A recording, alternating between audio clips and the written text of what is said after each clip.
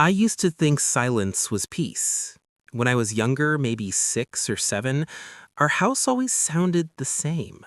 The ticking clock in the hallway, the faint hum of the refrigerator, and the sound of my father's footsteps, steady and heavy, moving through the wooden floors like they carried judgment with them. He wasn't a man of many words, my father. He didn't shout, he didn't curse. That made it worse. When he was angry, the air in the room seemed to thicken. You didn't need to be told you'd done something wrong. You could feel it in your chest, the way the walls seemed to hold their breath. Our house looked normal from the outside, a small 2-story place with faded green paint and a little garden that my mother tried to keep alive. But inside, it was ruled by rules. There were the written ones: no shoes inside, no talking back, no crying over what's already done. And then there were the ones we just knew. Don't interrupt father when he's reading. Don't close your door completely. Don't ask why.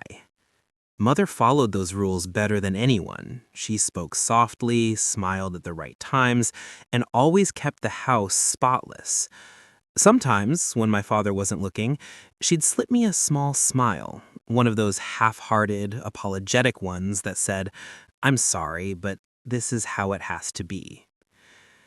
I remember one evening, the first time I began to notice that something wasn't right. It was early winter. I had come home from school late because I stopped by a friend's house to look at his new bicycle. I didn't think it was a big deal, but when I walked in, my father was standing by the clock. He didn't say a word. He just pointed at the clock, then at me. "It's 6:05, he said quietly. "The rule is 6 sharp." I tried to explain, stumbling over my words, but he raised his hand slightly, not to hit me, not yet, but enough to make me stop. "Rules," he said, "are what keep a family from falling apart." That night, he didn't let me eat dinner. I sat at the table watching him and Mother eat in silence. The clinking of spoons and the smell of warm stew felt cruelly distant. I wasn't angry, I was confused. I wanted to cry, but I didn't. Crying was weakness, and weakness brought lectures, and sometimes worse. After dinner, he placed his hand on my shoulder, not harshly, but with a weight that carried meaning. "You're a good boy, Daniel, but good boys must learn." I nodded. That's what I always did. Over the years, those small lessons added up. My friends could laugh, make noise, make mistakes. I could not. At school, I was the quiet one. Teachers praised my discipline, my posture, my obedience. They said my parents raised me right. I wish they knew. Every night had a rhythm. Father would read in his armchair, glasses balanced on the edge of his nose. The lamp beside him cast a warm, golden light that made the dust in the air visible. Mother would sit nearby, sewing or folding laundry, always within his line of sight. And I would sit by the window, pretending to read, afraid to shift too much in my chair because even that small movement might earn a look. Those looks were enough to make your stomach twist. He didn't need to raise his voice. His silence was punishment enough. But one night, that silence broke. It was a small thing, really. I had left one of my notebooks open on the dining table and a drop of milk had fallen onto the page, smudging the ink. When he saw it the next morning, he didn't yell. He simply picked it up and stared at it for a long time. "Carelessness," he said finally. "That's how rot begins." He took the notebook and placed it on the shelf, perfectly aligned with the others. Then he told me I wasn't allowed to use my new pencils until I earned back his trust. I remember staring at those pencils for weeks. It sounds small, doesn't it? But when you live in a world made of rules, every small loss feels enormous. By the time I was 10, I had learned to anticipate his moods. The way his jaw tightened before dinner meant he'd had a bad day at work. The way he folded his newspaper meant he was disappointed about something. And if he took his time before speaking, that meant punishment was coming. It was never random. That was the scariest part. It always felt deserved. He made sure of that. "Do you know why I'm disappointed?" he would ask. And even if I didn't, I'd nod, because saying no only made it worse. Mother used to watch from the doorway, her hands gripping her apron, her lips trembling but silent. She never stopped him, not once. I used to hate her for that. Later, I realized she was as trapped as I was. The night everything began to change started quietly, like every other night. The clock struck 9. The house smelled of wood polish and tea. My father was reading, and I was finishing homework at the table. I made the mistake of yawning too loudly. He lowered his book. "Are you bored?" "No, father." "Then sit properly." I straightened up. My heart was pounding for no reason. He stared at me a moment longer, then returned to his book. I should have left it at that, but I didn't. I was 12 now, old enough to start questioning things I didn't understand. So I asked, quietly, trembling a little, "Father, why do you make all these rules?" The air stopped moving. He didn't look up right away. When he finally did, his eyes were cold, not angry, just distant. Because without rules, people forget who they are. He closed his book, stood up, and walked past me. His footsteps echoed down the hallway. Then he stopped, turned slightly, and said, "And you, Daniel, are beginning to forget." That night, I didn't sleep. I stared at the ceiling, trying to understand what I'd done wrong. Maybe it was the question itself. Maybe it was speaking out of turn. Or maybe, for the first time, he sensed what I was beginning to feel. The small seed of rebellion buried deep beneath my obedience. It was the first crack in the silence. And in our house, cracks never stayed small for long. The next morning, nothing seemed different.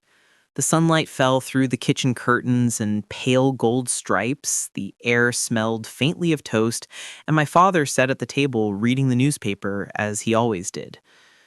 But I could feel it, a tension, quiet but sharp, like a string pulled too tight inside the walls. He didn't look at me, didn't say a word, and that silence was worse than any punishment. At breakfast, Mother placed a cup of tea in front of him, her hands trembling just slightly. She always trembled a little when things were about to turn bad. He took a sip, turned a page, and said calmly, "Daniel won't need his friends for a while." I froze. It wasn't shouted, it wasn't even angry, but those words carried a finality I couldn't fight. Mother's lips parted as if she wanted to speak, then closed again. She nodded once and went back to washing dishes. He folded the newspaper, looked up for the first time, and said, "You will come straight home after school. No detours, no games, no talk of rules. Understood?" I nodded. "Say it." "Yes, Father." And there it was again, that word that had ruled my entire childhood. Yes. It was safety, submission, obedience, and slowly it was becoming poison. The next few days, I obeyed. Not because I agreed, but because I was afraid of what might happen if I didn't. Fear was my schedule. It woke with me, sat beside me in class, and waited for me at the gate when school ended. But something was changing. I'd begun to notice things I hadn't before. Small details that used to blur together. The way other kids ran toward their fathers when they picked them up. The way their home sounded. Laughter, overlapping voices, chaos that somehow felt safe. Our house, by contrast, was too quiet. Everything in it stayed where it was meant to. Polished, perfect, lifeless. I started thinking about the question I had asked. Why do you make all these rules? The more I thought about it, the more I realized maybe he didn't make the rules for me at all. Maybe he made them for himself to keep something inside him from breaking loose. One evening, I came home to find him sitting in his chair, the belt coiled neatly beside him. I hadn't done anything wrong. At least, I didn't think I had. But he called me over, anyway. He said, "Sit down." I sat on the edge of the sofa. He didn't look angry. He looked thoughtful, almost sad. He said, "Do you know why I work so hard, Daniel?" I shook my head. He said, "So you don't turn into one of those boys who grow up lost. The world is cruel to men who don't learn control." He paused, looking at me like he was trying to make me understand something he couldn't say aloud. I learned the hard way. My father didn't teach me rules, he taught me pain. I'm giving you something better. His voice softened, and for a second, I felt sorry for him. Maybe he was right. Maybe he was trying to protect me in his own broken way. But then his hand touched the belt, and all that sympathy turned to cold dread. He didn't raise it that night. He didn't have to. Just the sight of it was enough. After he went to bed, I crept to my mother's room. She was sitting by the window, sewing under the dim yellow light. I whispered, "Why does he do that?" She looked up, startled. "Do what? Make me so scared." Her eyes softened, and for the first time, she didn't avoid the question. She said quietly, "Because that's what he understands. He doesn't know how to love without controlling." Her hands shook as she went back to her sewing. "Just keep being good, Daniel. Someday it'll be different." But I didn't believe her, because deep down, I knew someday never came in our house. That year, my father began keeping a small notebook. He wrote in it every night before bed, carefully, almost ritualistically. Once, when he left for work, I sneaked into his study and opened it. The first line read, "Obedience must come before understanding." I closed the book instantly. It felt like reading a secret I wasn't supposed to see. That one sentence said everything about him, about us. He didn't want me to understand him. He wanted me to obey without question. After that, I began to test small boundaries, tiny ones, things only I would notice. I left a book slightly tilted on the shelf. I turned my lamp off 5 minutes later than usual. I looked him in the eye for half a second longer than respect allowed. They were invisible rebellions, but to me they felt monumental. Each one a spark of something dangerous. Freedom. And yet, each small act filled me with guilt afterward, because in our home, disobedience wasn't just wrong, it was sinful. It made you bad. A week later, the storm finally came. I had forgotten to fold my uniform properly. The shirt hung slightly crooked on the hanger, barely noticeable, but for my father, that was enough. When he saw it, his expression changed. Not rage, not shouting, just that terrifying calm. He took the shirt down, held it between his hands, and said softly, "This isn't about the shirt, Daniel. It's about respect." I stood frozen. My mouth went dry. "I'm sorry," I whispered. He shook his head. "You're not sorry. You're careless." Then came the ritual.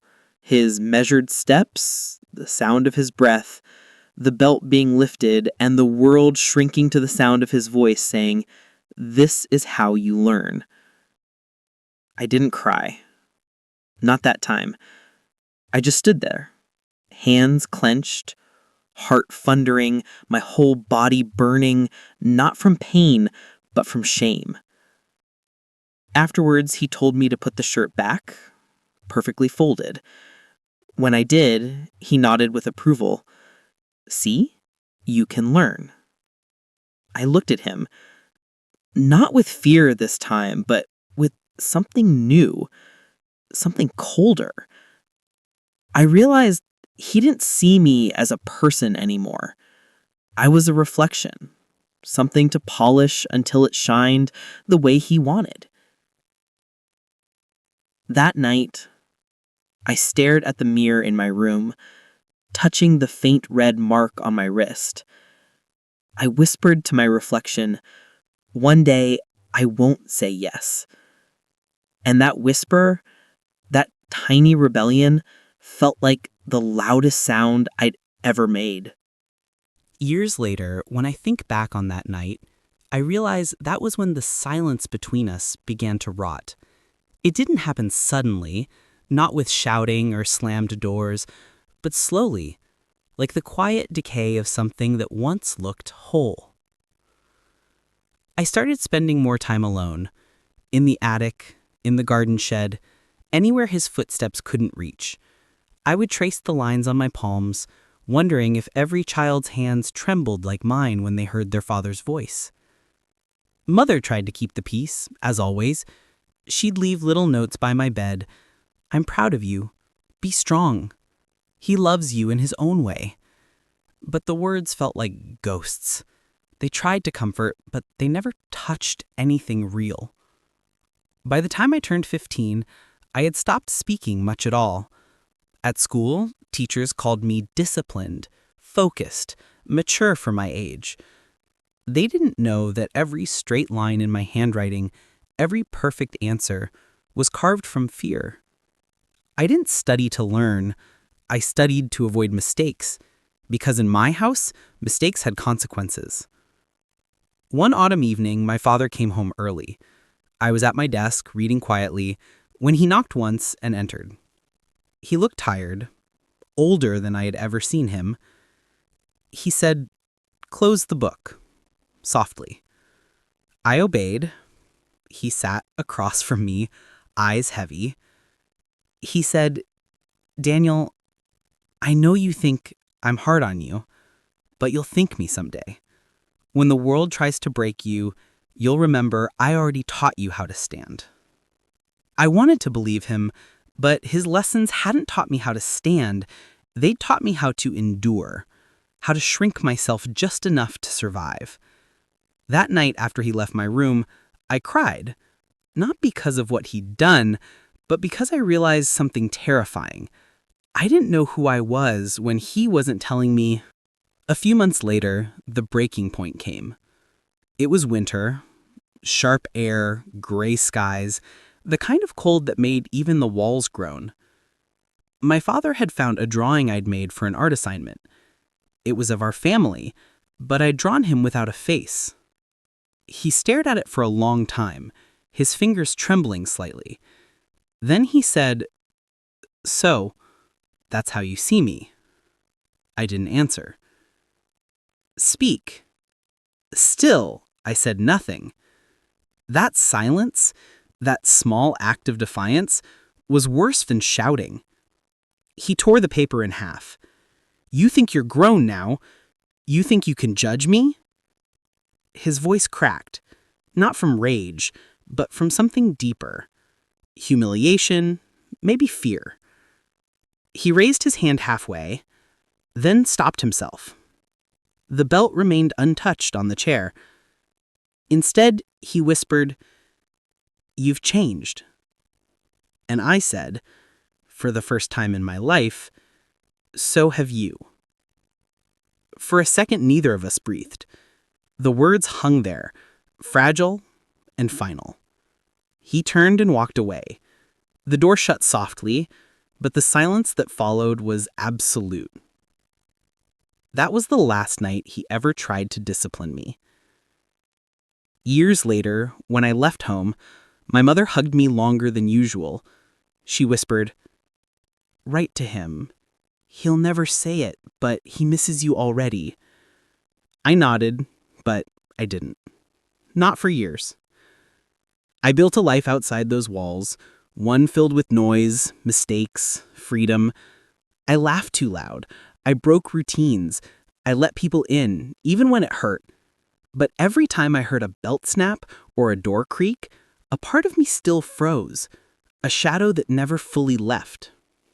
Then, one day, a letter arrived. The handwriting was unmistakable, sharp, deliberate. It said only, "You were right to question me. I didn't know how to raise you without fear. I hope you learned how to live without it." No signature, no apology, just that.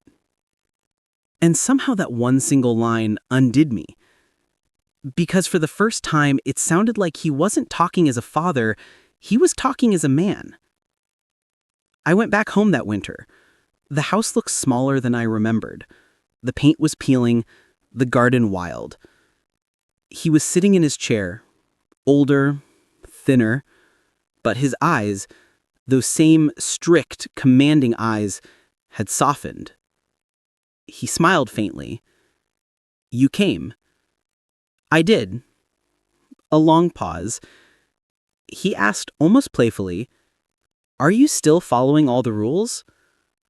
I said, "Not anymore." Something flickered in his gaze. Maybe pride, sorrow, maybe both. He nodded slowly. "Good. Maybe that means I finally did something right." We didn't talk about the past. We didn't have to. The silence between us, once filled with fear, now felt almost peaceful. Before he left, he said quietly, "I hope you can forgive me." And I said, "I already did." It wasn't the truth yet, but someday it would be. Years later, when I had my own son, I understood how easy it is to mistake fear for control, how quickly love can turn into something darker when left unchecked. So I made myself a promise. My child will never have to flinch to learn respect. He will never confuse obedience with love. Sometimes, when I catch myself raising my voice, I stop and breathe. I remember that little boy, the one who whispered to himself, "One day I won't say yes." And I smile, because that day finally came. If you're still here listening, remember this. Discipline without compassion becomes cruelty. Rules without love become prisons. And fear, no matter how well-intentioned, leaves marks that no lesson can justify. So, maybe the greatest act of strength isn't control, it's gentleness. If the story touched you, don't forget to like, share, and subscribe. Not just for more stories, but for more conversations that matter.